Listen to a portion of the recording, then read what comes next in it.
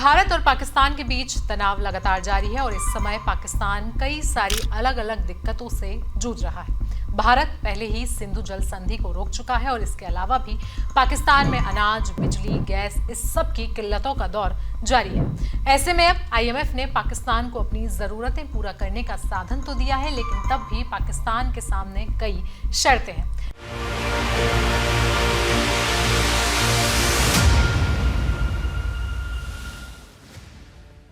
देखा जाए तो पाकिस्तान के हाथ में फिलहाल लॉलीपॉप तो है, लेकिन वो उसे अपनी मर्जी से नहीं खा सकता।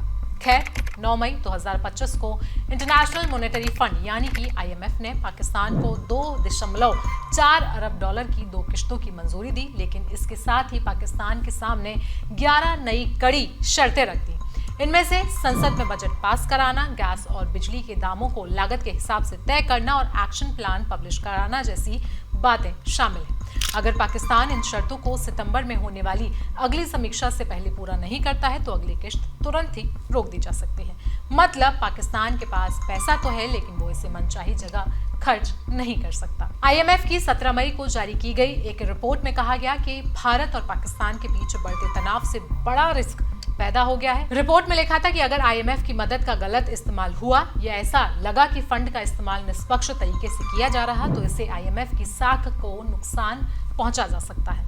ये रिपोर्ट तब आई है जब एक दिन पहले ही भारत के रक्षा मंत्री राजनाथ सिंह ने कहा था कि पाकिस्तान को दिया जाने वाला कोई भी आर्थिक सहयोग आतंक को फंडिंग देने जैसा होगा।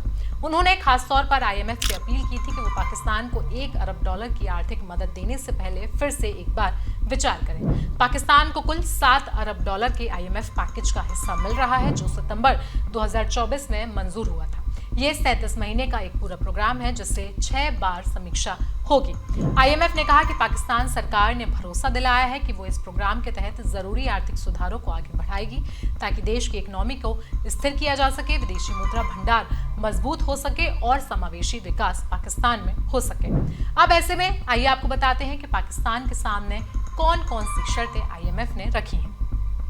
IMF की 11 नई शर्तों में finance, governance, social, energy, trade, investment से जुड़ी कई सारे ऐसे नियम हैं। पाकिस्तान को जून 2025 तक FY26 का बजट IMF की सहमति के हिसाब से ही संसद में पास कराना होगा। साथ ही कर्ज पर लगने वाला सरचार्ज हटाने वाला कानून बनाना होगा और इस्तेमाल की गई पुरानी गाड़ियों के व्यापार पर लगे क्वांटिटेटिव रेस्ट्रिक्शंस भी हटाने होंगे। ऊर्जा क्षेत्र में 1 जुलाई 2025 तक बिजली और गैस की कीमतों को नई दरों पर तय करना होगा ताकि लागत की भरपाई हो सके। इसके अलावा 31 मई 2025 तक कैप्टिव पावर टैक्स को स्थायी बनाने के लिए कानून भी पेश करना होगा। IMF ने कहा कि सितंबर 2025 के बाद भी कई और शर्तें पूरी करनी होंगी, जैसे कि टेक्नोलॉजी जोन और अन्य इंडस्ट्रियल पार्क्स को दी जा रही छूट, जो 2035 तक पूरी तरीके से खत्म करने की योजना बनाना है। साथ ही जून 2026 तक सरकार को 2028 के बाद के लिए फाइनेंशियल सेक्टर की रणनीति भी तैयार करनी होगी।